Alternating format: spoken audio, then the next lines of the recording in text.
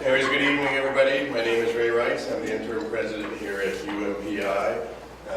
Just got back from Florida, so I'm wearing the Disney tie here.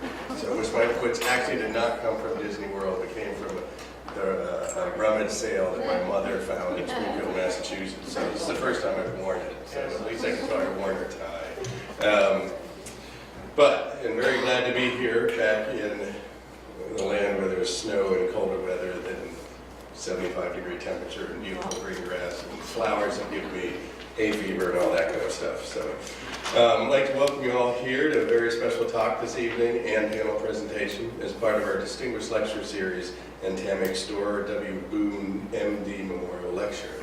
Tonight's presentation is a unique look at healthcare and how services being delivered here in Presque Isle are keeping pace with the needs of our culturally diverse region. We're very pleased to have Dr. Saito and our panelists, who will be introduced shortly, join us for this special presentation. Our DLS series has given us the opportunity to present a wide range of speakers over the years, from astronauts and journalists to distinguished medical practitioners and adventurers, for our campus and community since 1999. In fact, according to our best count, this is our 106th DLS talk, and again, as part of the Stuart W. Boone Memorial Lecture with TAMIC. Bringing distinguished lecturers to campus, all of whom have made significant contributions in their fields, is part of our university's mission. And we believe it's incredibly important to provide opportunities such as this collaboration with TAMIC tonight to gather and discuss the issues that impact us as a county. With that, I'd like to turn the time over and the introduction to Dr. Jay Reynolds, TAMIC's Chief Operating Officer and Chief Medical Officer. Again, welcome to tonight's distinguished lecture, and thank you for being a part of this special presentation this evening.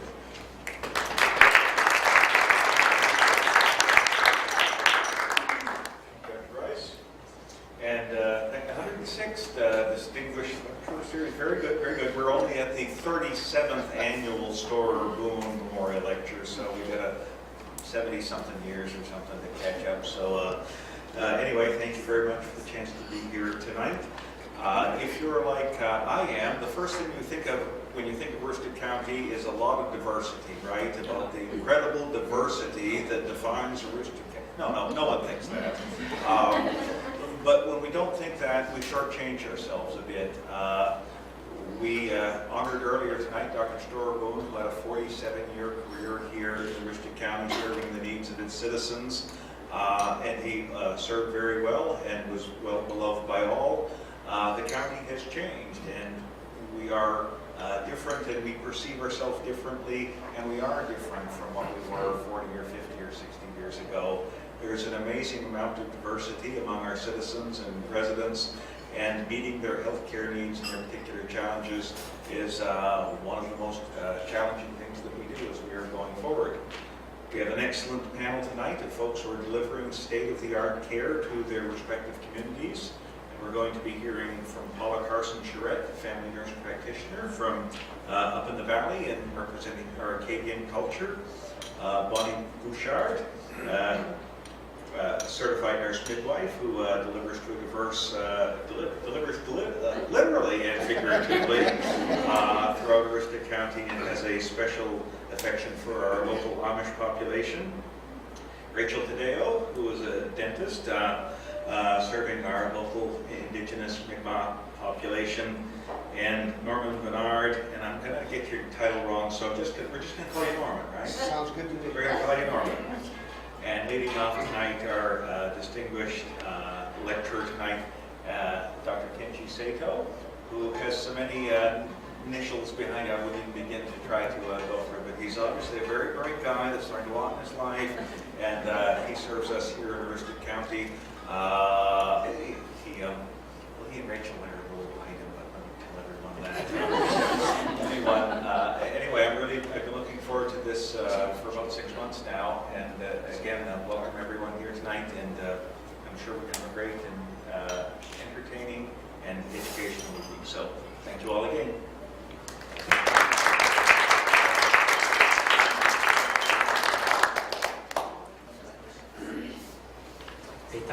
Thank you, Dr. Reynolds. Thank you, Mr. Rice.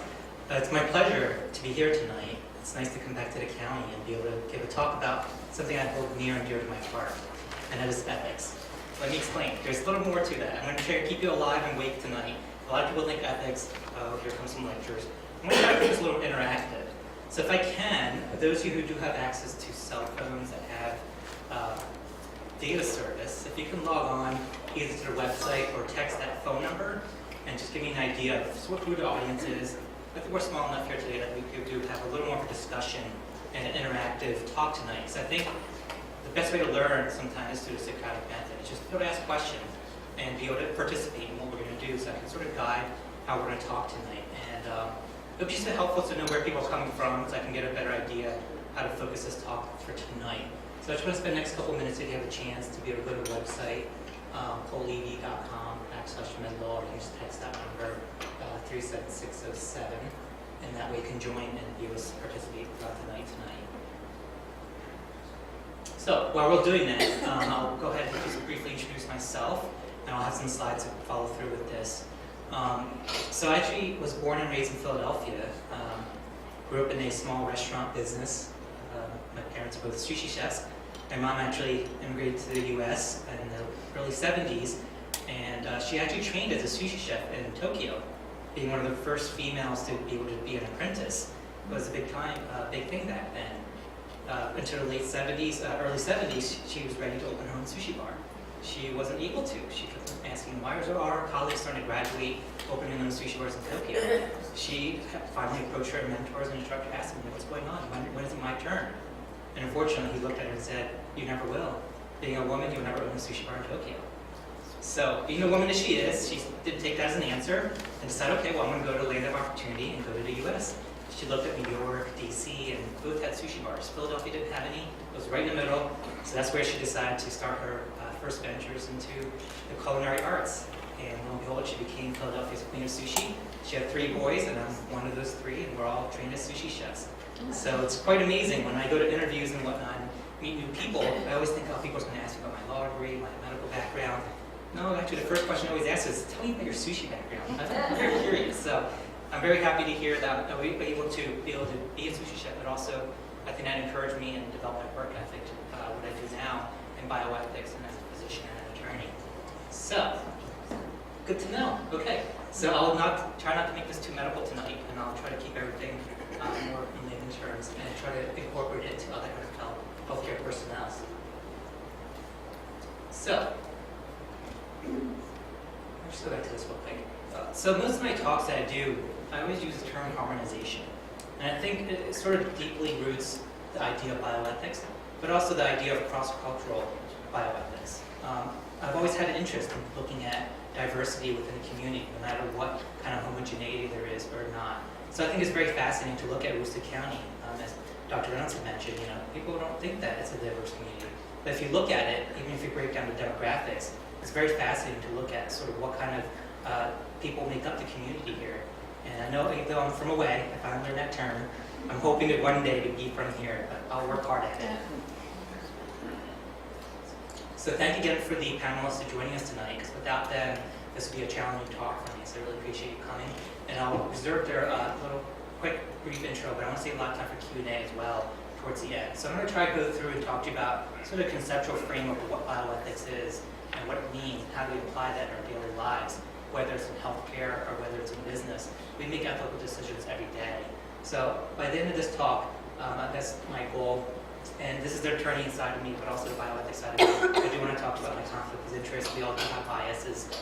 For me, it's more so that I do have an employment agreement with me in general.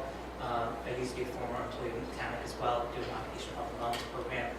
And I'm on the board of directors of various companies, but also for the New England College of Occupational Environmental Medicine, as well as our national trade organization as well. I am an adjunct professor at Penn.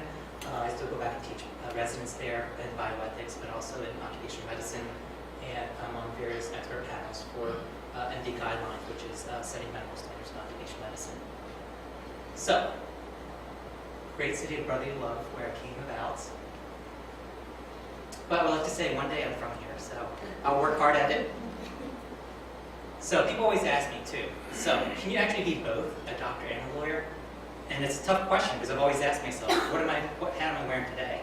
And it's a challenge, because to me, it's an ethical challenge. Are you here to represent clients, or are you here to serve patients? And to me, it was a hard decision to make. And to be able to balance those two, I use bioethics as my guideline. And I'll talk to you why that is and why I think it's very important. And as I mentioned, some days it's just so difficult, and maybe it's easier to go back to be a sushi chef. But maybe not. I actually have to work harder at it as a sous chef than I do as a physician. So, but it's fun. And a lot of people do ask about my dual degree program. When I do these talks to undergraduates, since we are at UMPI today, I always like to encourage, and since this is also being recorded, to always encourage people to look at dual degree programs. And that's sort of the wave of our future, and especially in healthcare. The interdisciplinary approach to looking at whether you're in a different profession is to be able to look across different interdisciplines and be able to approach it from a multidisciplinary perspective. So I did do a 6-year program, and then I started a residency program doing ophthalmology, so eye surgery for a few years. Did some work with disability law and low vision, and then I got interested in occupational medicine from the sort of regulatory side of things. So I was able to do employment and labor law integrating with occupational medicine, doing environmental law, integrating that with environmental medicine. So it's a great combination of both. And through those, I was able to integrate bioethics into a training program as well. So a lot of people always ask me when I give these talks around the nation is, so why Aroostook County? So let me share you why, and hopefully by the end of this talk you'll see why. So to the east of us, we have a lot of indigenous Native American Indians. So to the east of us, sorry, to the west of us, we have Native American. To the east of us, we have a lot of the new development, I guess in the past decade or so, of Amish community, as well as the Mennonite community. And to the north of us, we have the traditional French Acadians that came and migrated to the Fort Kent, Madawaska, Van Buren area. And to the south, I just realized down south is anything south of Halton, I guess. And being that I'm in kind of a county now, I am from the south, I guess. But the real reason is someone brought Martins earlier. Martins is where I came in. Pearl's in the crowd here too, between the two of us. Martin's really drawn us to the county. Being that I'm a little smaller than most people up here, it fits perfectly, so I think. But these are just some photographs. I do like to take a lot of pictures, and I enjoy photography. So I'm just going to spend a minute or so just going through some pictures I took. That kind of elucidates to me what the county means and what it was for me to come here, being from away. So the first thing is I love astronomy as well. I've never seen stars until I came here. Look at the moon. I have some pictures for that too. It's really enjoyable to actually look out, smell the fresh air, but also look at the world's largest model size of the solar system. So it's nice to be able to drive from Holton to Fort Kent and to Prescott and be able to see these different things. I enjoy hiking now. I never thought of that. I never knew potatoes actually blossom, so to be able to enjoy that was an amazing opportunity. And I had the opportunity to work with all these employers up here too, looking at Pinewood Farms and Canes. Loved doing my hike up Haystack Mountain. Visiting America's First Mile. I've never, actually, my whole life I've always lived off or close to Route 1 in Philadelphia. So it's nice to actually see the beginning of Route 1 up in Fort Kent. Visited some of the Wildlife Preservatory of Blue Limestone, Spokane Mountain,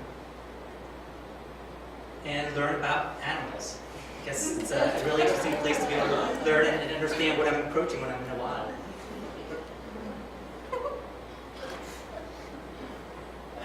And we were talking about this over dinner tonight. One of the best berries and fruits we can get. And I'm a big supporter of the local school farms, so everybody get some fruits and veggies from them. Berries are wonderful. This actually grew up in the backyard. Grew up in the city, concrete, apartment condos, come up here, seeing the wild greens, and things actually grow. It's amazing. And as Dr. Reynolds alluded to, Dr. Cadet was a dentist for the Micmac tribe, and it's wonderful to be able to join some of their powwows. It's really fun. So, pick up some flight lessons, be able to see more of the county. This is a drive down to Eastport, enjoying the Salmon Festival down there. What a great pleasure to go see that. And as I mentioned, looking at the stars, the red moon we had last summer, the super moon. It's actually these group of people that I met. When I first interviewed here, my hotel got a little mixed up. I ended up staying at the Northeastern Hotel. I'm actually neighbors with one of the owners now over on Party Street. And I met a group of gentlemen that I didn't know. That's when my interview started. I actually came down for breakfast one morning, sitting down at the countertop, and I came in with my suit, sitting down. They're like, "You're not from here, are you?" Like, yeah, something must have get out of the way. Sat down. They told me about the county. They told me why I needed to be here, and the need for physicians to come and to be able to stay in county and to provide services for what they need. And that to me was a big draw, because be able to sit down and talk to folks in the community all former employers in the area, it was a great opportunity to be able to learn more about it. Went back to Fort Kent back at the beginning of January, took a picture at the beginning of Route 1, and then spent some time down south, true south, which is the southernmost border in Florida, a different part of Florida, and was in Key West until the end of Route 1. So my journey has basically been taken off Route 1, either from one end to the other. So I thought it was a little interesting to be able to see that. So let's get started with our topic today about bioethics. So overall, bioethics in Greek has sort of two breakdown to it. The bio means life, and ethics is the outcome of habit. So this is a branch of philosophy that's concerned with the study of concepts that we use to evaluate human activity, emotions, and particularly those of goodness and obligation. So I want to break this down a little further today so we can understand sort of the conceptual framework of this and how do we apply that in the different aspects we work in, whether it's in healthcare or not. So what is bioethics? Some people break it down into medical ethics, research ethics, but also as a discipline. So the discipline is new. It's basically been developed in this century, the last century, end of the early 1990s. Different programs in the U.S. started to offer this as a discipline. But if you look back in history, medical ethics and research ethics has existed since Hippocrates. And if you look at that, we have to understand it, because what is it? It's both a term and a concept. The term, like I mentioned, is relatively new. The concept's been around. And that's what I want to discuss with you tonight, and to go to understand what these concepts mean, how do we apply that to our daily lives, and how do we take account the diversity and the homogeneity sometimes in what we decide, how we act, and how bioethics help guide that. So you look at medicine and ethics, things have changed. Traditionally, medicine was practiced without the technology we have today. And this sort of fits in really well with Dr. Boone's legacy in that he started medicine in Prescott in a very unique time and age. He's able to see technology develop to start up a cancer center when we didn't have really good treatments. But now we have lasers, we have radiation, we have different therapies, different modalities, and how that's changed over time. And with that change, there's always a change in definition of what life and death means. And tonight we'll have a panel talk about the beginning of life. We'll talk briefly about the end of life. And it's very fascinating to see, well, how does technology change that? How do we define what's the beginning of life? How do we define the end of life? Is brain dead truly dead? And it's really interesting concepts that we need to basically be ahead of. Because otherwise, we can't really regulate or draw policies upon something where we have no idea what's going to happen. And that's part of what I like about bioethics, is I enjoy technology. I enjoy the revolutions we have in not only medicine, but also in businesses and other areas and different industries around the world. So how do we measure value? This is a question I always get from most employers, because what we do in medicine, unfortunately, is a business overall, but it's a business that's very unique in that you're servicing humans, you're servicing people, you're giving care that people often don't get. So especially when you look at places in the county, you've got to understand when there are limited resources, you have to understand what the value is to be able to provide the appropriate and ethical care. So back when I was studying in the Wharton School of Business, they had a professor, Kissick, who actually wrote the policy for Medicare. And he was lecturing, he said, I wrote Medicare and now I'm on Medicare. So it's wonderful to be able to see him say, well, this is what I was looking at, the triangle value. So there's always risks and benefits. When we look at any kind of decision making, we always do. But unfortunately, costs always loom the head around. And for those of you who are business executives, as you know, that is usually one of the limiting factors. So be able to rationalize and understand how we're going to proportion and provide care with cost constraints is very challenging. So we have to take into account different things, whether it's patient need, societal need, outcomes, safety, cost, ethics. There's got to be a balance between the risks and benefits. And how do we do that? So I'm hoping to provide you with a conceptual framework for this tonight and apply it for different scenarios we have with the different panels we have tonight to see how we find that balance. And to me, that balance can be found in bioethics. So very similar to medicine, we like to diagnose a disease by looking at sort of what the symptoms are. How do we break down a differential diagnosis? And from that, narrow down what the issues are. And very similarly in bioethics, we need to do the same thing. We need to issue spot and find out what is the underlying ethical principles that are being challenged here, and how do we gather the facts? And this is very important, especially in law school. It's all about the evidence that you have. If you don't have the correct facts, it's very challenging to make an argument or debate one side or the other. But also to be able to make a sound argument. And from that, use theoretical perspectives to be able to challenge and back up what your decision-making process was. So in issue spotting, as I mentioned earlier, it's very similar to like a differential diagnosis. You need to be able to view and see what is available, what are the statistics behind it, whether there's data that's been collected in the past, and be able to issue spot what may be down the line. For example, what I do in occupational medicine, automation, it's a big deal. I'm not sure if anybody from Pineland Pharmacy is here tonight, I don't think so, but that's a good example, in Mars Hill. We worry about jobs being decreased because more machines are replacing jobs. So they think. But if you look at the experiences they had down there, they've actually increased jobs ever since they automated a lot of their processes. And if you look at sort of throughout the U.S. right now, the debate about jobs and how to create jobs and retain them in the U.S. is a big issue. But if we don't know what kind of technology is coming down the line, we can't really address this. So it's very important to be able to keep abreast on what's going on and how changing technology is helping with that. And then we need to find sort of valuable disputes do hinge on facts. And as I mentioned, facts is very important. And who better to say, and for those of you who like math, more knowledge creates lesser ego. Lesser ego provides for more opportunity to grow. And I think it's very important to be able to say, look, with more knowledge, the less ego you have. And I think this is a great mathematical formula that Einstein provided for us. And here again, arguments. This is not the attorney's side of me saying this. I love to argue, but at the same time, it's the arguments that actually count, not the conclusions. And why is that? Because by sort of debating, you have points and counterpoints that help you understand and think that things that you've never heard before. And tonight I want to focus on this a little bit because we're going to look at diversity. To be able to dispute and argue a certain perspective, it's very important to understand where they're coming from. And I think this is why the cultural perspective is very important. And to be able to understand where is that community coming from. Is it truly a doctor-patient relationship? Or is this a doctor-patient-family relationship? Perhaps a doctor-patient community relationship? I think those are very important to be able to do, and we don't know that until we kind of debate it, talk about it, and work through it. And last but not least is the theoretical perspective. This is more of an academic practice, but I think it's also very important because there's different conceptual frameworks you can sort of build your arguments in. But this is a topic in itself. Each of these are about an hour lecture each, so I'm going to spare you that tonight. And I'll be happy to come back and do other talks in the future about that if you'd like. But I think overall, it's very important just to understand how do we address what's going to happen and how do we build that framework to be able to use the same ethical principles to apply it with our forward thinking and how to apply care. And I used to work in the pharma industry as well, full disclosure. It was a global pharmaceutical company and I was working in bioethics. So I was kind of shocked. That was one of my first jobs out of college. I said, wow, really? The pharma industry really wants a bioethicist on staff? I thought I was going to have this short-term job. It actually ended up being for 2 years. And then one of the reasons was they knew that technology was changing. So they hired me specifically to look at East Asia and Japan as well, looking at cross-cultural bioethics in the emerging markets. Why is that? Because different cultures have different beliefs on whether stem cell research is going to be viable here or not, whether end-of-life issues are going to be a big concern. So when we're dealing in medicine, it's very variable. So it's really nice to be able to issue spot, make the appropriate argument and framework for how you need to pursue different kind of research in that area. So overall, like I mentioned earlier, conclusions are good, but you need to have defensible positions. And how do you do that? And that's what we're going to talk about tonight.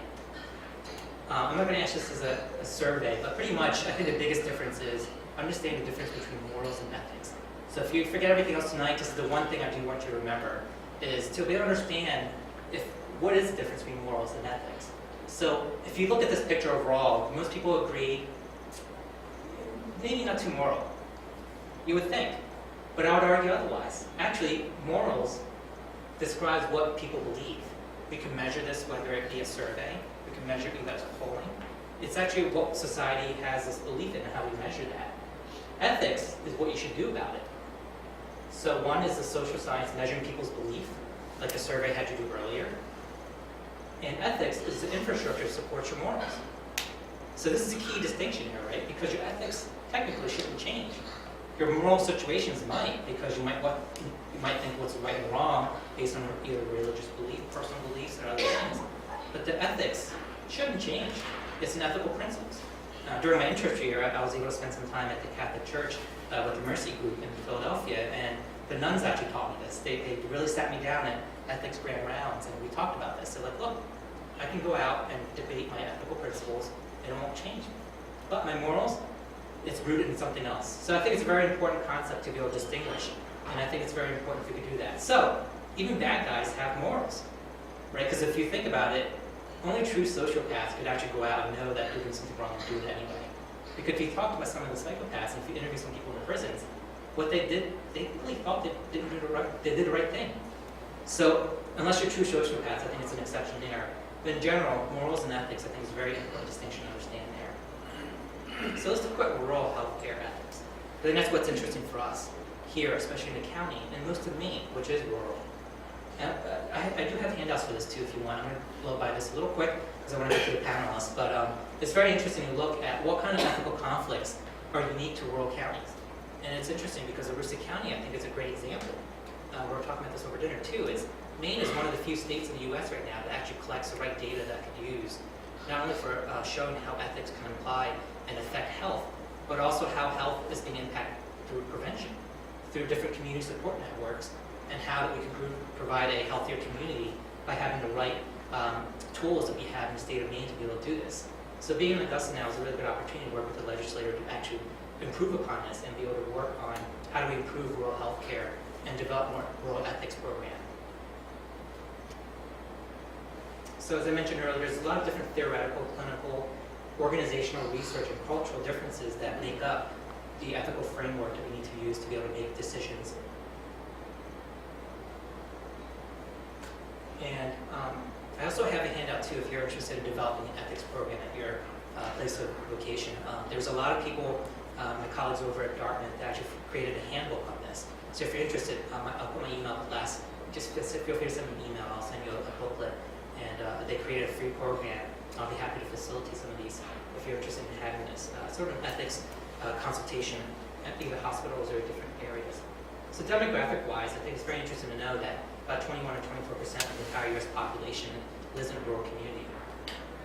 If you look at this map and density, you can see most of it is in the East Coast, West Coast, and in the South. If you look at the rest of America, just like here in Aroostook County, we're rural. And how is this being addressed? It's unfortunate because if you look at it, most of academics, where are they sitting when they write these articles about bioethics? Rural ethics. They're sitting here, here, and not here or the rest of here. So it's really fascinating if you look at it, have some statistics on this. There's local universities, places like Untitled, be able to offer something like this, but also be able to teach them and integrate it into their program. Because ultimately, where the job's going to be is something that is more practical. So if you look at some of the census that we have, it's a growing community, but the growth is usually on the coast, not in the Midwest, and not in the rural communities. And this is what they're expecting by 2000 as well, and it's growing beyond that. Hospitals, same thing. If you look at rural hospitals compared to overall, not a big chunk of that. If you look at U.S. population in the urban versus rural communities, we're very densely populated in an urban area. So a lot of the bioethics issues that we talk about, we see in the literature and in the newspaper, tend to be in those areas, not too much in the rural communities. So it's really up to us to look at what the community makeup is, to see how can we address that and apply it to the different communities we serve in Aroostook County.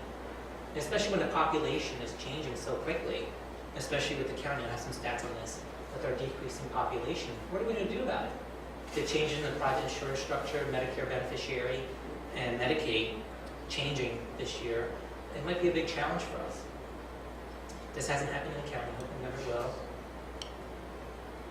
And what do you do when these issues happen? So bioethicists are starting to look at this in different areas and starting to write about it. But it's hard to do because you have limited availability. Unfortunately, this is what it comes down to is resources. If you don't have the appropriate resources to do this, how is it feasible?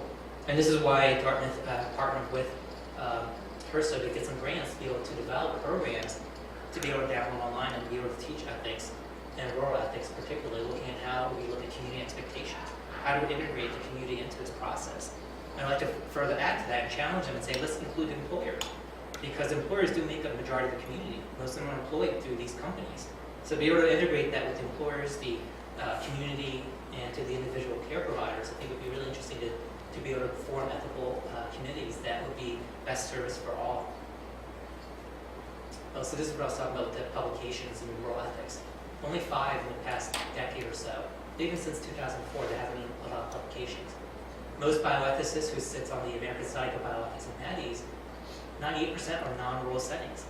So these are the people writing about bioethics, but not necessarily be in the community. So it's very interesting to see how that will change over time.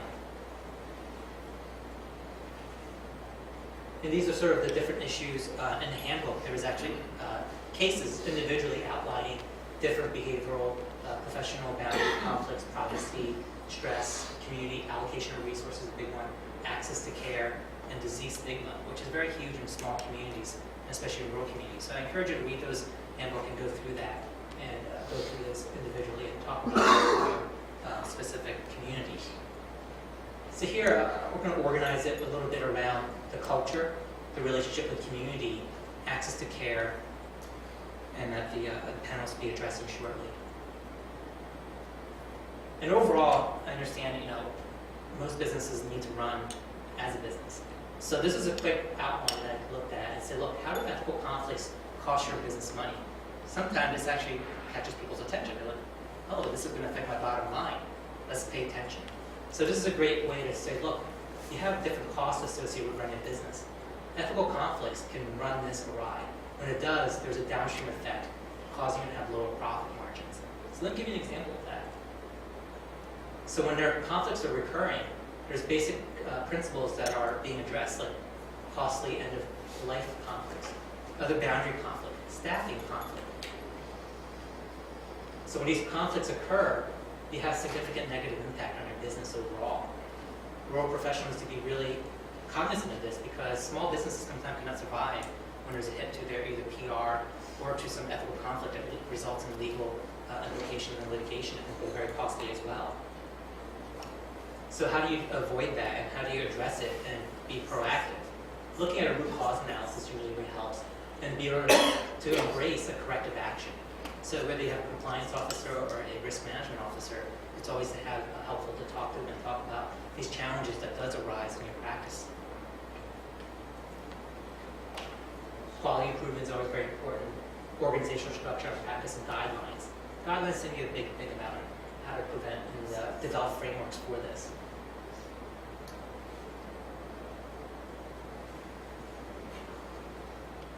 So overall, I think really important to be able to establish, educate, and clarify what rural ethics mean. How do we apply that to the local community? And overall, you'll be able to increase patient satisfaction, improve morale, and public relations as well. So let's get to the county itself. So this is very interesting when I see that. When you do a survey of people looking to buy products, if they're going to buy products from a company with ethical business practices, even though they're paying more for it, they're willing to spend that money to buy it from that company. Whether that's branding or not, that still says something. Businesses need to practice ethically, and in do so, it's a good business model.